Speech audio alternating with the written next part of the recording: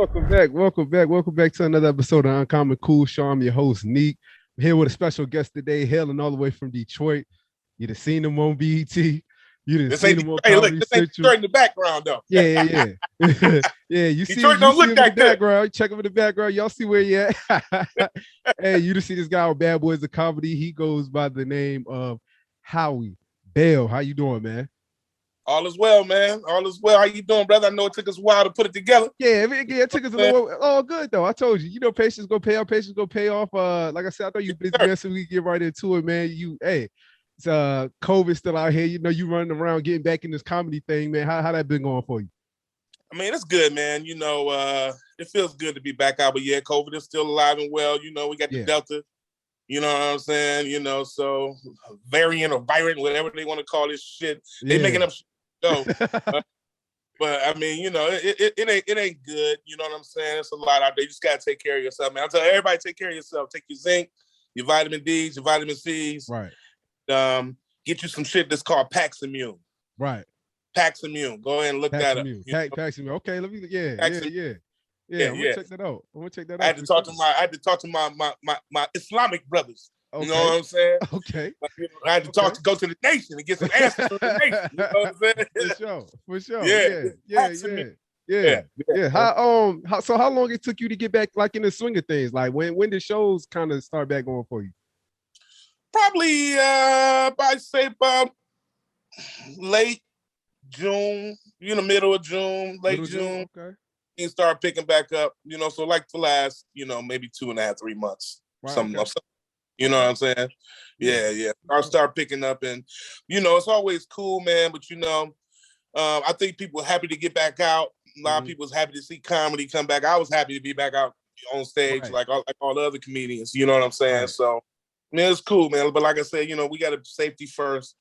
We got to make sure we ain't packing the clubs out where it's standing room only. Everybody breathing down each other's neck. So, yeah. Other than that, and it's been good. It's been good, brother. It's being on stage though, like anything sports related. You be off the court for a little while. You come back, you a little rusty. You been off the field for a little while. You come. Is it like that with comedy too? Being off the stage for a little while. Okay. Great analogy. It is. For me, it is at least. You know what I'm saying? Like, it took me about a good 5 or 6 shows in, to get back kind of into the groove. Really a little more than that. Because now, even from when I start coming back to work after the pandemic to right now, when my set is totally different last 3 months. So, you know what I'm saying? Just take a little work, get back into it. Because when you off stage, man, we all rusty. Right. You know what I'm saying? So, getting back into the groove, getting back into your point of view, and adding that with all the stuff that's been going on in the world. So much material right now. You know what I'm saying?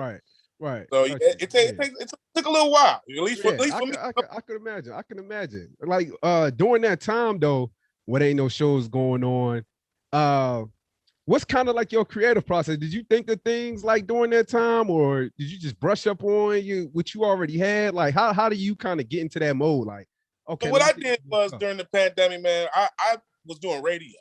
Mm-hmm. So I had a radio show on Dash Radio, international digital radio. I don't know you're familiar with Dash Radio. And I did it on Marcus King Presents Dash Comedy Station. So I was producing. I had actually taught myself how to edit and produce my own shows, man. So that was kind of like the hobby that I took up. Right. And I wound up doing like 23 or 24 episodes. You know what I'm saying? So that really kept me busy. You know what I'm saying? Along with doing a bunch of Zoom stuff. I mean, corporations were still doing Zoom. For sure. Yeah, we're doing Zoom comedy shows and all that kind of stuff. So, it was a different muscle that I had to exercise. You know what I'm saying? But it worked, man. It was great. It was awesome. I enjoyed the pandemic. You know what I'm saying? For a couple of reasons. Kept me grounded. I had a chance to settle back in with the family. Right. And then for sure. Creative on a different platform with radio that I had never been before. Right. So for me, for it all worked out for me, man. I tried to take advantage of that time. For sure. You know what I'm saying? Yeah. Gotcha. So a lot of people like, man, they sat around during the pandemic and got bored and fat. They're like, nah, man, I'm getting busy. You know what I'm saying? For sure. Yeah. And speaking of comedy, one thing that kind of draws me to comedy is, you want to laugh, you want to enjoy yourself, you want to feel good about yourself. So comedy is always kind of been big in my life. But like as far as like comedians go, now I'm far from a comedian, but I always found like backstories to comedians being kind of cool, like how they get into Right. comedy. Like, you know, some guys was in the military, left the Yeah. military, and Of some course. guys had like well-paying jobs left for Of them, and course. you Yeah. know Yeah. went to do comedy, or you know, some Yeah. people you might have people that were out in the street, and Yeah. so I Michael always felt Coyer. like that was kind of dope. You know what I'm saying? Like, how did you actually just kind of just step into the comedy world like that? Like I was about to say, Michael Coyer, man, one of my favorite comedians and friends, was Right. homeless, and Okay. he was doing comedy on Venice Beach when he got discovered. Right. But you know what, man? I personally started off doing plays. Like I was already Right. acting, Okay. so I was doing plays as a kid. You know, doing stage plays, like old black stage plays, like Zooman and the Sign and Right. the Right. Rape Right. Son, and Right. you know, stuff like that. Mhm. Even Jesus Christ Superstar musicals. Right. I was doing all kind of Right. playing all the way through, you know, college and everything like that. And then Right. my brother was a comic, still Right. is. His name is Tony Roney, and I saw him on Comicview, and I was like, wow, that's dope, man. You know Right. what I'm saying? I was like, I want to do that, you Right. know. And he was like, hey, man, you can do it. Just go, you know, I'll start you off. He put me on stage. Mhm. I went up on stage and did my thing, man, and you know, the rest is history. That was like 1995. Right. So Okay. yeah, man. But I started off, like I said, doing plays and acting first, and then Right. I took that skill set to the stage with stand up. So Right. For you sure. know, that's the early days, man. Next thing you know, actually that was 95. You see, 3 years later, 1998 is when I got my first television credit, which was BT Comicview in Right. 98. Okay. So Okay. the rest, Gotcha. you know, rest is history, man. Right. For sure. For sure. For sure. And Yeah. you know, the writing part to comedy. How do you like that? You like writing and you know doing things, you know, maybe sketch comedy shows, whatever the case may be. You know, how you like doing that as opposed to like being on stage? I enjoy both, man. I'm a part of a group called The Other Level. Right. And we were probably one of the first. It was other people doing it, but we were one of the first Black sketch comedy groups in America that was doing stuff, you know, traveling. We toured with Jamie Foxx. Right. We had a television show called Motown Live with Montel Jordan. I don't know if people remember Montel Jordan. This is how we do it. Sure. He was the host of the show, and the group, The Other Level, we were the comic relief. So yeah, we've been around, man, with the sketch comedy and all the live performances. I love all that, man. That's all a part of, you know, to me, that's all a part of acting too, you know, and the improv, all that kind of stuff. And yeah, man, I mean, I love all that part. Doing sketches. I mean, I've done sketches with Rito Brown, you know what I'm saying? Right. I mean, I've been around, you know what I'm saying? For sure. My man Jay Horn, shout out to Jay Horn Films. Right. And you know, so yeah, man. I mean, I love doing all that. Anything acting wise or comedic, you know what I'm saying? Fall right in the pocket, man. You know what I'm saying? So I love doing all that kind of stuff as well. Right. You know what I'm saying? Gotcha. Yeah, man. Gotcha. That's part of the game. Yeah, for sure. Speaking of that, how you feeling about kind of like I guess you could call it like new age comedy now, like with the social media comedy, with the, you know, 30-second clips, people, you know, going viral, building big fan bases off of this. How do you feel about that type of comedy? And like, how do you feel like comedians, especially the guys that's been in the game a long time, like you have, feel about, you know, these comedians with, you know, some people kind of throw shade at them, social media comedians, whatever you call them. They hitting the stage now and stuff like that too. They, you know, they getting out here, they getting on the road and stuff. Like, how you feel about these comedians? They literally blowing up overnight. It take one skit you could make on a Monday, you could blow up on Tuesday, be touring that next week. I respect this part of the game. Right. You know what I'm saying? I respect it. You know what I'm saying? Do I think that they had to go through some of the things we went through? No, absolutely not. Right. We had to wait in line at clubs from the morning to the night to get a 3-minute spot. You feel me? So that's not, you know, around really anymore. You know what I'm saying? So, you know, we had to really we paid our dues in a different way, put it like that. You know what I'm saying? So, but now social media is here. You got to take advantage of it. Why not? If we had it, we would have used it. You know what I'm saying? So, yeah. So I have nothing, you know what I'm saying, to say negative about that. But I do want to say this, just because they do sketches online, just because they are social medians, you know what I'm saying, doesn't mean that their live performance is going to translate. Right. So a lot of times, man, promoters get caught up in the numbers, you know, the friends and the followers, and it don't translate. You know what I'm saying? You know, just because you got a lot of followers doesn't mean you're funny. Right. And so you got to, and just because you're an old school comedian don't mean you're funny either. Right. So, you know, so it goes both ways. You know what I'm saying? But, you know, but I embrace it, man. You know, I'm proud of some of these people that came out, created a lane for themselves, and turned it into making some money. And that's what it's all about. Right. You know what I'm saying? Like, I don't have nothing bad to say about that, man. Right. You know what I'm saying? Especially some of these guys I see, man, they doing it. Hey, they could be doing something else. They could be breaking their house. Okay. Yep. You know? And so, you know, for me, I'd rather see them doing sketches, corny or not. You know what I'm saying? doing to try to make them some bread and YouTube it or whatever they're doing. You know what I'm saying? You know, just more power to them, man. Right, for sure. Yeah, I got you. I got you on that. Yeah, absolutely. Yeah, just to get back into your background a little bit more. You actually went to HBCU, right? Yep. Okay. How was that? How was that experience for you? Awesome. I graduated from Benedict College, Columbia, South Carolina. South Carolina. Okay. Yeah. Pledge Omega Psi Phi Fraternity Incorporated. Epsilon. Get ready to ask you about that. You know. Yeah. Benedict College. So you know, that time, like, that was in the early 90s. Like, I went to school and I went to college in 1990. The fall of 1990 is when I started. Right. I pledged in spring 92, but some of the best years of my life, nigga. I went to Freaknik. You know, like, I lived that Freaknik and I lived the Black College Reunion. Right. That people, you know, mystified about. I lived for years. You know what I'm saying? You know, I was a major part of that. Hey, look, I probably made some people's Freaknik. That's how back then. That's how loud we were. Walking down the street with half gallons of liquor, like, what up? Yeah, that's, you know, I'm cut from that cloth. Oh yeah, okay. Yeah. Got you. Barbecuing on the side of the freeway on the 20. You know what I'm saying? So yeah. Yeah, for sure. Got you. What you majored in when you was there? Oh man, listen, man. I'm sure we made some people move to Atlanta. I'm sure we did. You know what I'm saying? We were part of that whole movement back then, man. Right. So, you know, yeah, and I wouldn't replace them years for nothing in the world. I think that Black college experience was incredible. Mm-hmm. You know, I even got friends that went to major universities.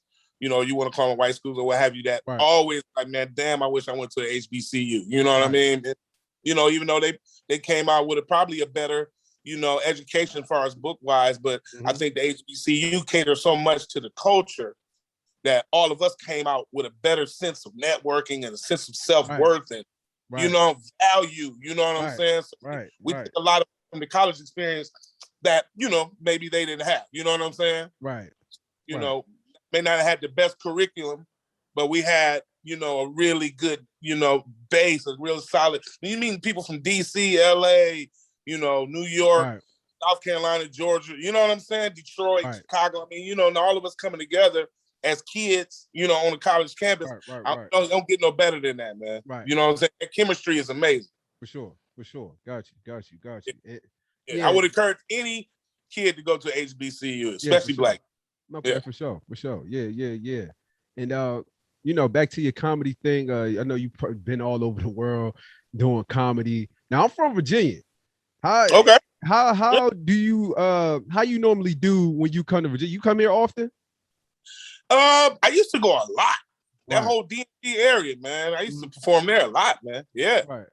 Absolutely. You like the DMV area? You like that type of area?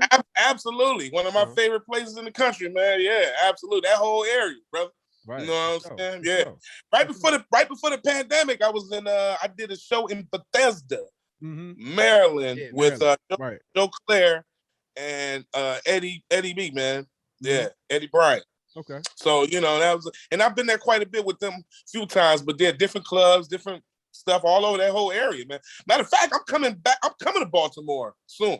Okay. I'm gonna be in Baltimore like September 11th. Okay. Yeah. That's a couple weeks. Yeah, this just went down too. So yeah. I'm gonna be there, man. Yeah. I fuck with that whole area, bro. Yeah. I like that area too. Now I'm from the Virginia Beach area. How often you be out there?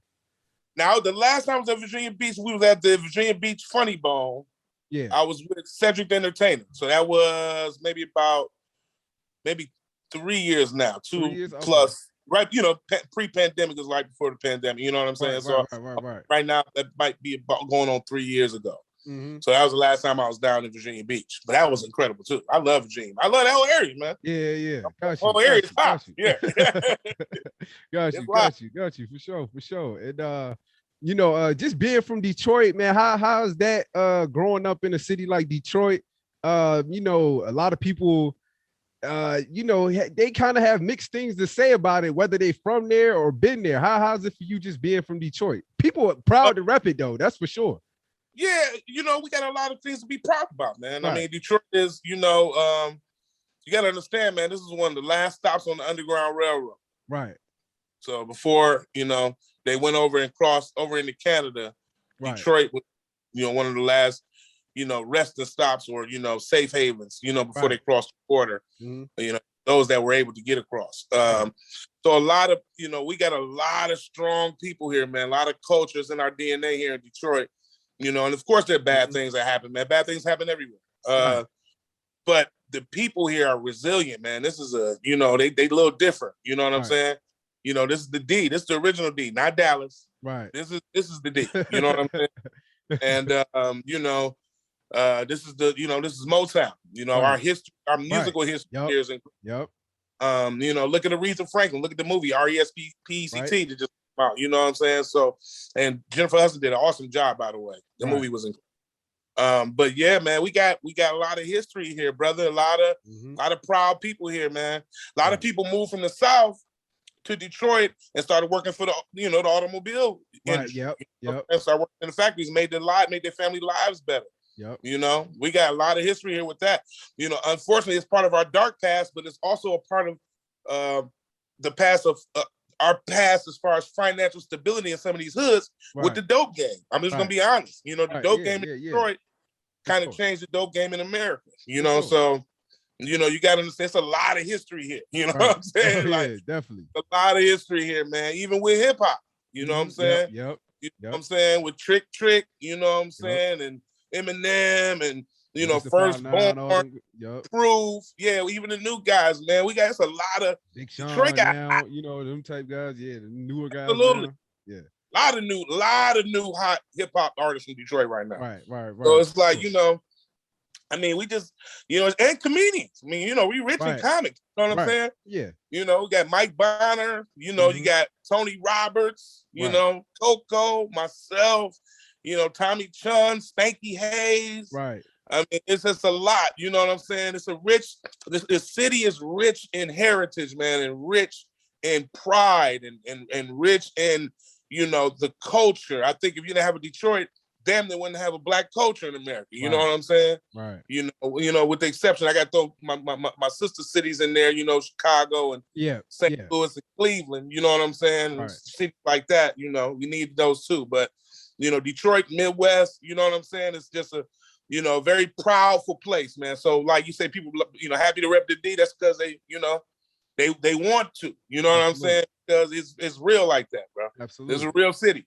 Absolutely. Yeah. Yes, sir. Yeah, yes, man. sir. Yeah. You big Lions fan, Pistons fan? You all that. All that. Yeah, all that. Hey, look, I'm even a Red Wings fan. I'm all that. Yeah, Michigan State. All that. This is a very proud sports town. So right, big. Yeah, Detroit Tigers and the Pistons, the Lions. There's a lot of history and tradition here, man, with the sports, Right. So yeah, man. So yeah, but I'm a fan of all Detroit teams. Right. Since I was a kid, you know what I'm saying? So of course, I got to see my Lions win the Super Bowl before I die. Hopefully that'd be, you know what I'm saying, not more than 20 years. Hopefully I can get 20 more years out of life, you know what I'm saying? Hey, at least on the basketball side, you got to see a few championships and all that, man. Baseball too. You got to see hockey too. At least you got to see, some quality basketball championships, man. I saw Jordan out a couple times, everything, man. Listen, man, when I was in high school, you know what I'm saying? I saw all that. See, that was my high school years with John Sally and Joe Dumars and Isaiah Thomas, Bill Lambier, and Rick Mahorn, the Bad Boys. That was my high school years. Yep. So they won back to back leading out to me graduating from high school. Yeah. You know what I'm saying? Yeah, So yeah. all of my high school years, we was playing Bird and Magic Jordan. You know what I'm saying? So my high school years were incredible for basketball. So I can't even. Yeah, I saw Jordan play. I saw us beat the shit out of Jordan. Right. I saw, you know what I'm saying? I saw it all. Hey, I don't know the Jordan y'all talking about now. I saw the Jordan back. I saw Michael Jordan go to the league literally, and like after the 1990 season, literally changed them. They changed the rules. Jordan. They changed the rules, man. You couldn't foul niggas like that no more.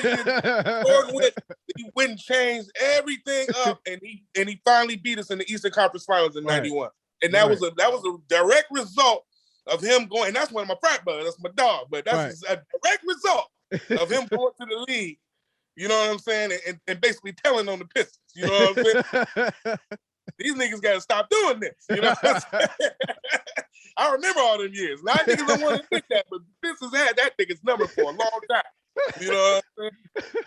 But it was like, look, the Pistons had to go through, we had to go through Boston. You know what I'm saying? And, Chicago had to go through Detroit. I mean, that's just how it was back then, man. You had to beat teams for real. They did. You know what I'm saying? Yeah. You had to put niggas off. You had to take them off their perch, or you wasn't there. There was nothing happening, man. Yep, they did. I saw that. I saw the Rasheed Wallace era, Ben Wallace. Yeah, I was getting ready to say that. 04, you guys. I saw that. I witnessed all that. Oh, man, the Pistons, we love our Pistons now. Come on, man. You know what I'm saying? Yeah. We're going to be back soon, too. We're going to be back. Yeah, you know, sure. Had the number one pick this past year. They might pick the first time in a long time. Yeah. Oh, yeah. First time in a long time. Might be on the way back. For sure. Yeah. For sure. But my Lions is my favorite team, though, which is the worst team. Okay, you like the Lions okay. Yeah. That's my favorite team. The worst team, but my favorite Detroit team is Detroit Lions, man. I just wish we could even win a playoff game. I'd be happy. Right. Speaking of the Lions, though, two things recently happened. Calvin Johnson got in the Hall of Fame. Yeah, big time for the city. And what you think about Matthew Stafford? Getting traded and all that. Y'all don't got him no more. What you think he about to do? You know what, man? I don't know, because Matthew Stafford, you don't never know what you're gonna get out of him. You know what I'm saying? So I think that he's gonna do good with the Rams. Right. But you never know. You know what I'm saying? Like, I mean, Matthew Stafford could be the greatest quarterback that day, or he could be the worst. You know what I'm saying? So it's a toss-up, man. I think he got a better offensive line. I think he got some better weapons over there. Mm-hmm. So we'll see, man. We'll see what he does. Either way, I'm gonna be happy for him. For sure. You know what I'm saying? But the Lions play the Rams this year too, so hopefully the Lions beat him. Mm-hmm. But there's definitely gonna be a game I'm going to that game too. It's gonna be in LA, but that's gonna be a game I can't wait to happen. Okay. I think it's like October 16th or something like that. Yeah. But man, it's gonna be big. Shout out to Matthew Stafford, man. He gave us some good years, but he also gave us a lot of heart attacks. Because I feel you on that. I feel you on that. Going back to the Rasheed Wallace era though. I did see on the interview one time talk about the time you bombed when you was with Rasheed Wallace in Portland, right? Yeah.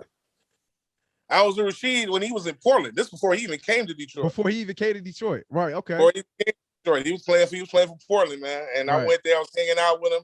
Rasheed's still my boy. Shout out to Rasheed, man. And hanging out with him, man. We was me, him, Anthony Anderson, Gabrielle Union. Mm-hmm. It was a couple other people there. We went to this bar. It was like this poetry night in Portland. Right. I went up, man, and it's the whole night with the bongos. Right. Kind of like a chill vibe type of, It won't like a rowdy kind of like comedy crowd. Nah, and I went up there with the whole, I've been on Comicview. Yeah, what's up? What the fuck is the deal? What's up? It was like, whoa. You know what I'm saying?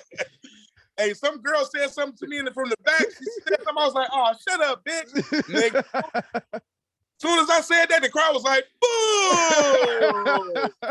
Boo, boo, boo! Boo! Nigga, get out of here with that shit. Like, the dude on the bongo stood up like, hey, man, we don't do that here. Record scratch and all that. Like, oh man. Listen, as soon as I got off stage, Anthony Anderson gave me a drink. I was like, he was like, that's a French connection. Drink it. You need it. Man, yeah, one of the biggest bombs I ever had right there. I promise you. That was one of the ages. I couldn't even eat breakfast the next day. I was hurt over that bomb, boy. Man, I had to learn how to shake it after that. I gotta start. I can't be like that. You know what I'm saying? You don't do good, you just don't do good. You know what I'm saying? What it is. But you don't want to do bad in front of celebrities and people with influence. You know what I'm saying? You don't never want to do that. Yeah. You always want to kind of do good and keep your composure, you know what I'm saying, in them kind of situations. So yeah, it was a rough one. That was a rough one. Yeah, for sure. That was a rough one. For sure. And just kind of sticking on the comedy side. I mean, I know you a married man, you got a family, got kids. How you kind of maintain like that family balance with you being on the road and stuff like that all the time, and for comedy? So how you kind of make sure you keep that family balance, everybody stays in line, everybody is good? How you kind of maintain that balance? It ain't easy, you know what I'm saying?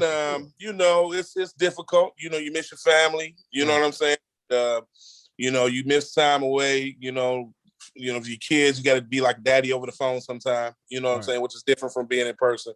Right. But I'm with my kids almost, if I'm not on the road, I'm with my wife and my kids, you know what I'm saying? So I'm here most of the time, you know what I'm saying, with them if I'm not. So, and I enjoy being at home. I'm a homebody, you know what I'm saying? But then when I'm at the club, I'm having fun. I'm at the club, I'm working. Right. But if I'm at home, I'm at home. I ain't one to shy away from washing and folding clothes. Right. You know what I'm saying? I do all the stuff that that any parent should be willing and ready to do. You know what I'm saying? For sure. But yeah, I love my family, man. Love everything about the family life. There was a time where I didn't have a family, and I was pretty much more out there. I'm glad I do have a family now to kind of settle me in. You know what I'm saying? And got me kind of more disciplined. Because it's important to have that family structure and that background, man. Right. A lot of us brothers, man, to be honest with you, talking to you brother to brother, man to man, black man to man. You know what I'm saying? A lot of us don't really value that family life like we should, man. Right. So that's a major part of your balance as a human being. Right. You know what I'm saying? So when we don't have that family life, and when you just hoeing around or you just bouncing around and you got all these different women, you got all this different energy on you from all these different women. Right. You got all this different energy on you from all these different encounters with people. You understand what I'm saying? Right. Yeah, I feel you. And sometimes people don't realize that stuff is real. You know what I'm saying? Having them spirits around you. And I've been there. You know what I'm saying? Flirting too much or being around the wrong, group of girls, hanging out, doing things I ain't really supposed to do. Mm-hmm. And you realize, man, that shit don't bring you nothing but negative energy, man. Right. You know what I'm saying? Especially when you in it for sexual reasons. If you in it to hang around people for the real reasons, you networking, get busy, you trying to create conglomerates and make money. Right. Then you're gonna bring yourself good energy. Right. You in it just to try to see who you can, you know what I'm saying? You can bust a threesome or you know what I'm saying? Do this. Yeah. Your energy gonna be off, man. And people don't realize that they can't read it. You know what I'm saying? But yeah. So family is very important, my brother. You know what I'm saying? For sure. It's important for your livelihood and your health. For sure. Definitely. Got a wife, 2 kids. So that definitely. I got 3 kids altogether though. My son lives in Atlanta. You know what I'm saying? Okay. Yeah. My son is 26. Yeah, man. Okay, now I'm 30. So yeah, he I'm not too far ahead of him. Yeah. He'll be 27 in February 21st. So so yeah, man. Yeah. He's doing young Howard Malik Bell. Got you. That's my man. Got you for sure. And Charlie Bell and Brooklyn Bell. So I got 3 Got you. Bells and blessings to the family. Blessings to the family. Yeah. Sure. Hey, look, we all got the same last name too. How about that? Oh yeah. Hey, look. Hey, you got family. It might not sound like it's important, but it is. It is. Most definitely. Yeah. One thing I just heard you say though is when you on stage, you working. Like when you in that club environment, you working. When you there to work, you think people kind of like from the outside looking in don't understand how serious like comedians kind of take their job when they're maybe in a club setting. They might be trying to get their mind right, get ready to go on stage, or whether they on stage doing their set or whatever. You think people kind of like people might mess with you sometimes, or hey man, might tell you a joke or something like, hey man, I'm trying to get ready for the show. You know. Oh yeah, that happened. That's inevitable, man. That's gonna happen, and that's why a lot of the vets and the A-list comics, they just stay away until it's time for them to go. Right. Mm-hmm. They stay in the limo or in their trailer or in their hotel until it's time for them to actually get on stage. Now, me, I'm still in the mode of I like to see my audience. I like to see them come in the club. I like to watch people. I like to crowd gauge. So it's hard for me to just show up at the club right before I go up. Right. So people always talk to me. Right. So I just learned how to deal with it. You know what I'm saying? And then if you know, right before 5-10 minutes before I go up, maybe 15, I'm gonna go walk away somewhere, get in the corner, and people can tell what you're trying to do. Right. They know you're trying to do your groove. You know what I'm saying? Right. But you don't have to be mean and nasty, you know, to nobody or anything like that. They get it. You know what I'm saying? Now, some people gonna still talk to you regardless. Oh yeah. You know what I'm saying? Especially other comedians. Yeah. They come to you, nigga, you know. Like, but you know, you just gotta learn how to deal with that. Kind of, you know, learn how to block that out. Get ready to go up on stage and perform. But yes, a lot of people don't realize how much concentration and dedication goes into preparing yourself to perform. Right. I don't care if it's comedy, singing, or gymnastics. Yeah. Or running track. Like, oh girl, I mean, you know, it takes a lot for you to get into your craft and be ready to give it your best performance. Right. You know what I'm saying? Right. So, you know, a lot of times, you know, they can be distracting, but sometimes it is what it is. You know what I mean? You're in the environment, we here, it's time to go, man. You got to rock. Right. You don't have a lot of time to try to make things perfect before you perform. Or try to make things, you know, be just right. You know what I'm saying? That's not a reality. So you got to kind of, you know, roll with life sometimes, you know? Yeah. Yeah, it's interesting you say that because especially with comedy, because of the type of art it is, because it's so much around being funny and stuff like that. I think people kind of take comedy as being like something you just kind of roll, just come up on stage and just do whatever you do and you just joke people all night. It's like, nah, man, it's a lot that go into that. Yeah. Like just like music or, you know, whatever else. Yeah. And it's very, very difficult to remain funny. Right. It's very difficult to stay in the pocket. You know what I'm saying? Like, for instance, Kevin Hart is one of the most incredible performers and actors and entertainers of our lifetime right now. Right. But some people are, you know, hesitant to give him that type of credit. And I'm like, what are they looking at? Right. You know what I'm saying? This man has been, you know, doing this shit for years and years and years on top of years now at a high level. Mm-hmm.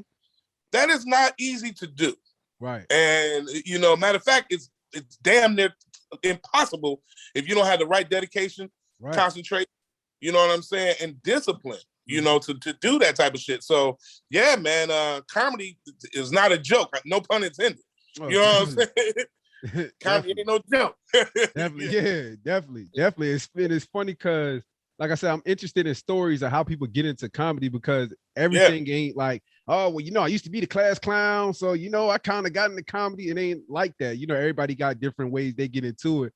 And I just think it's even more interesting that comedians ain't nothing to play with neither, especially like if you get into it with these guys and stuff like that. I done heard stories about guys beating other guys up, you know, getting like. Yeah, shit be happening out here, man. Yeah, like comedians ain't no punks, man. Nah.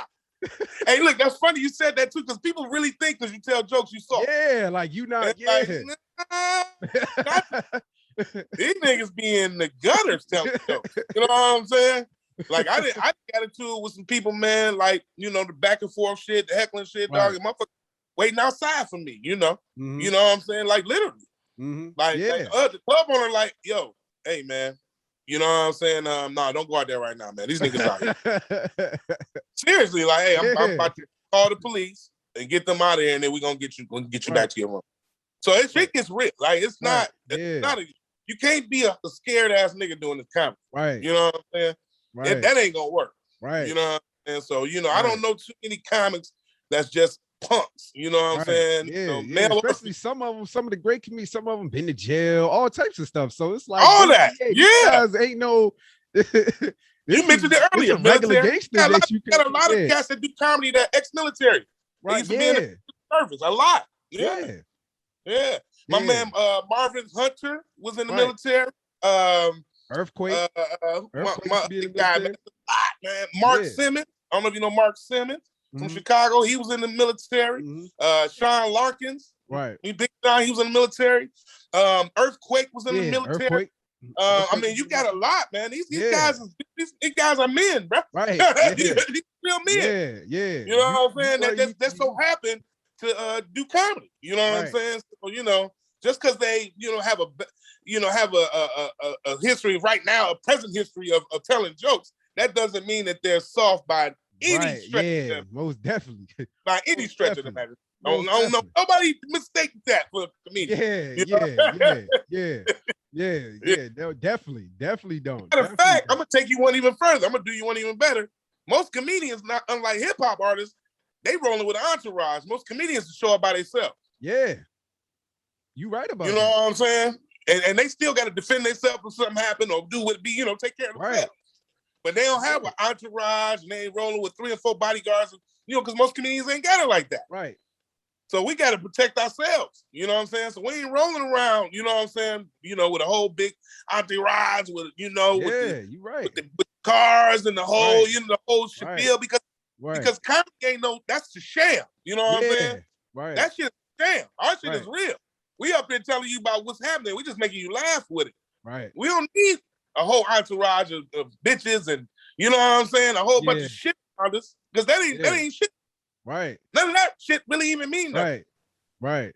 Definitely. So definitely. Yeah. Yeah. Have you kind of been into some spots? I'm pretty sure you have. Where you kind of go, you like, it's a little absolutely go left today, like all the time. All the time. I'm in spots like that. And and it's not because of anything other than the money. If they got the money, this is my job, man. Right. If you guys come with the good money, I'm taking it. You know what I'm saying? For sure. And I'm gonna come in that club, or I'm gonna come in that backyard boogie, or you come in wherever you at, and I'm gonna do my job, man. Right. And make those people feel like they was at the Funny Bone or at the Improv or at, you know what I'm saying? Because that's what we got to do as professionals, man. You know what I'm saying? I don't care where you at. You know what I'm saying? If you got a red cup like you got in your hand, we in the backyard, I'm gonna make you laugh just like I will make somebody laugh with a drink in their hand at the bar. Right. Yeah. And it's funny you mentioned that because besides being on stage or in a club, what is kind of your favorite event to kind of perform at? Whether it's a wedding, like I said, cookout, whatever, anniversary, whatever the case. What's your favorite kind of thing to perform at if you're not on stage? I like backyard parties. You like backyard parties? Okay. I like them. I used to be scared of them when I was a young comedian. And then I had to realize those are some of the best ones. You know what I'm saying? Like everybody there to have fun. Yeah. You know what I'm saying? Yeah. You can snap on niggas and shit. Like they love all that. Yeah. Like, get him. Get him. They be like, get him. Yeah. That's fun. You know what I'm saying? Yeah. So those are some of the more funner places to do it because it's real loose. Right. You know, ain't nobody tripping. You know what I'm saying? You're gonna eat you some good food while you're there, you're gonna drink, you know what I'm saying? They gonna take care of you and you're gonna get paid, man. It ain't no rules, no real restrictions. Ain't nobody like, oh, don't say this or don't say that. I mean, you in somebody's crib or you at a park, everybody cooking out and we laughing with a microphone and a speaker. I think those are the best ones. You know what I'm saying? As far as fun. I've had my best fun out there sweating in that hot heat. Make people laugh, man. You know what I'm saying? Some of the best shows. Yeah, for sure. Yeah, I ain't gonna keep you too much longer, but I do want to get into the Bad Boys of Comedy thing. I've heard you speak about this multiple times, how you had previously, not that long before getting the Bad Boys of Comedy thing, you had gotten into an accident. Real bad accident. Overseas. I did.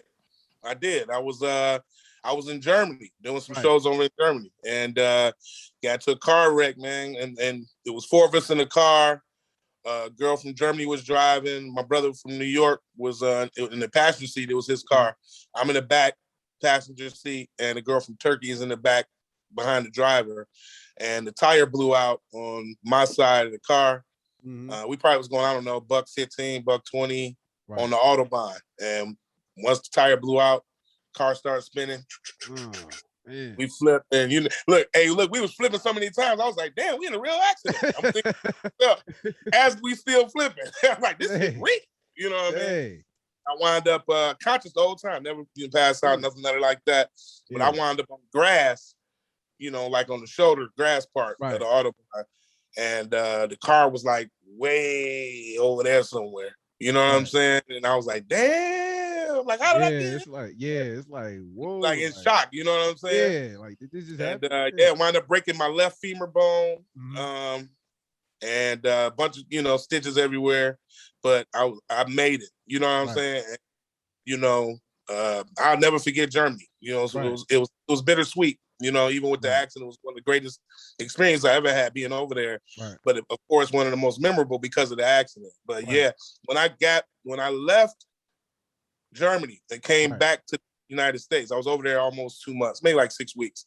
And I got back and I auditioned for the Bad Boys of Comedy on crutches. And I remember the guy going up before me being kind of slow. You know what I'm saying? Like, a little mentally challenged. You know what I'm saying? So he performed, and then I went up next. So everybody looking like, Jesus Christ, what is this? March of Dimes? You know what I'm saying? So I immediately go up like, hey, look, I ain't slow. I got the character. You know what I'm saying? Like, look, I broke my leg. You know what I'm saying? Ain't nothing wrong with me mentally. Let me just let y'all know that off the top. So I had to kind of break that. You know what I mean? I know y'all thinking this is some kind of charity show. This ain't a charity show, nigga. So did that, and I was in Detroit, and then they told me to come to New York for a second audition. So I had to go to Club Mocha's in New York, who was ran by Tina Graham at the time. Smokey was hosting, and I went up and did well, of course, and then I got booked for the Bad Boys of Comedy. So all of the things I went through in Germany, all the bad things that happened to me, I came out on the other side of that, with some blessings, you know what I'm saying? And wound up doing 2 seasons of the Bad Boys of Comedy. I wound up becoming one of Diddy's writers when he hosted the VMA Awards. Went on tour with the Bad Boys of Comedy. And during the tour, I actually headlined the Fox Theater in Detroit. And so that was kind of the highlight of my career at that time. You know what I'm saying? And so, yeah, I'm grateful and thankful to God for all those blessings, man. A lot of good things came out of that after that car accident. You know what I mean? Definitely. And I think I heard you say in the Slink interview, I think you said Diddy's mom actually was like, she was a big fan of yours. Diddy's, honestly, she was like, boy, you're so funny. That's crazy. That's crazy. She was like, I love, oh my God, that's all your granny Joe. She's really the reason why he hired me to write for him. You know what I'm saying? For the Maze, because she really took a liking to me and she really loved my comedy. You know what I'm saying? And, always appreciative for her for that. I mean, she really boosted me. You know what I'm saying? Like, she really gave me big props, which made him, respect me. Of course, when your mother likes somebody, you know what I'm saying? So, so he was like, oh man, he was like, my mother love you, man. You the man. Came, like I say, flew me to Miami. I stayed at, damn near at his house for a week on Star Island, even though I had a hotel. We was damn near working at the crib every damn day. So yeah, man, that was a great experience, man. I was there with Chris Spencer, Mitchell Marchand, who is now up for Emmy right now for writing. Who else was there? Was Johnny Mack was there? Was a writer for Jamie Foxx, and Alex Thomas was there with us too. The comedian Alex Thomas, who was a writer too. So we were all like the squad, man. You know what I'm saying? And wrote for those award show. And actually, one of the sketches that I came up with made it to air. So one of the things that I wrote made it to the show. So yeah, man, great. Those good times, man. You know what I'm saying? Good times. And it's cool talking about those times now. Because when you're into it and you're doing it at the time, you don't really realize the impact that you're giving. And you don't realize how much of a blessing it is to yourself. Until years later, when you can respect it. You know what I mean? So I can respect it now. You know what I'm saying? Like, wow. So if I ever got back into a situation or writing situation or anything like that, my respect for it is going to be even higher. You know what I'm saying? Because, I realize now that's not easy to come across those kind of jobs. And it's not, every day that people, get considered for those type of jobs. So, yeah, man. So, yeah. Dope, awesome times, brother. Thank you for asking about that. Yeah, no problem. Dope. Yeah, man. Dope. Yeah. Dope. And you said you did some Oscar stuff, right? Yeah, I worked for the Oscars before. I worked for them one season. I did I worked for the pre-show and red carpet pre-show. And that was the year we went to war. George Bush was in office then. I can't remember the year that was. I want to say it was 2000. I can't remember. You know what I'm saying? 2001, one of those. Right. And yeah. So I worked for the Oscars. We had to, actually build offices. Right. You know what I'm saying? On the premises, of the Oscars, the Kodak Theater. Right. And I think that was either the first or second year they used the Kodak Theater in Hollywood for the Oscars at that time. But yeah, that was incredible. Right. And, talking about seeing everybody, what I'm saying? From Jack Nicholson to Queen Latifah, you know what I'm saying? And Halle Berry and so forth, man. It was great. You know what I'm saying? That was awesome. That was only my second time in my career being around that kind of A-list type of artist at that many at one time. I actually went with my sketch improv group I was talking to you about earlier called The Other Level. We went to the HBO Aspen Comedy Fest in 2000 and in 99 or 2000. We were there and, we performed in front of Steve Martin and, a host of incredible Bill Maher and everybody, man. Right. You know what I'm saying? Bud from the owner of the improvs and the late great what's my man played Robin Williams. Right, yeah. Played Doubtfire, yeah, Robin Williams. Mork from Mork and Andy, you know what I'm saying? Robin Williams, y'all remember Robin Williams, great actor, passed away now, but great comedian too. Right. But anyway, that was the second time, between Aspen and the Oscars was the two times that I've worked in that kind of capacity with that many high profile, people in the industry. Right. You know what I'm saying? So those experiences were incredible. I would never replace anything in the world. You know what I'm saying? A lot of times us as Black comedians and artists don't get a chance to work in those kind of environments. Right. So to experience that, you know what I'm saying, is it's something that the value, you can't put a price tag on. You know what I'm saying? Yeah, man. Definitely. Dope. What else I wonder? You ever thought about what you think about these Netflix specials and stuff like that? Something you want to do, or are you big on specials, or is that something kind of like? I just taped the special for the first time. Yeah, man, I just did my first special, and it was with Comedy Cube. And I'm not sure what platform they're going to put it on. We just taped it. A bunch of comics did too. Right. We all taped in LA. Just not too long. And yeah, man, I don't know. You know what I'm saying? What the future holds as far as specials, but I love them. I think they showcase comics. I think it gives a comic, some time to present themselves in, than 2 or 3 minutes or 5 minutes. You get 30 or an hour. And I love them, man. The Netflix specials, the Hulu, whoever, man, give them, more than merry. And all that other type stuff, It's out here, and they deserve those platforms, So, the more the merry. I love it. I love the specials, man.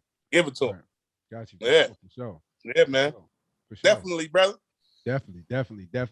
For sure, man. I'm gonna leave you with that, man. I appreciate you coming through, man.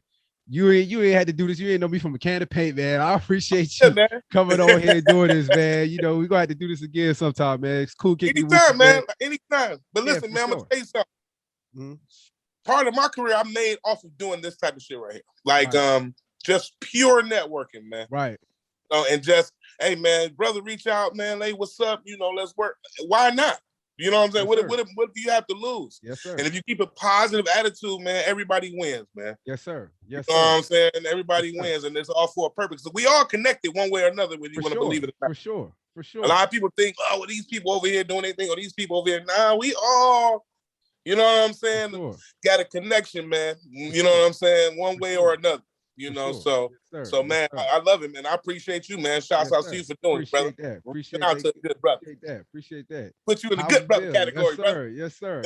Howie Bell, people. Howie Bell, yes, man. Sir. Appreciate you, man. Keep killing the game, man. Keep doing your thing, man. Appreciate you. Hey, man. Thank you, brother. I appreciate you. I appreciate the love. You know what I'm saying? I'll be back soon, bro. Whenever you need me. Yes, sir. Yeah, we gonna keep connecting. Appreciate you. Appreciate you, brother.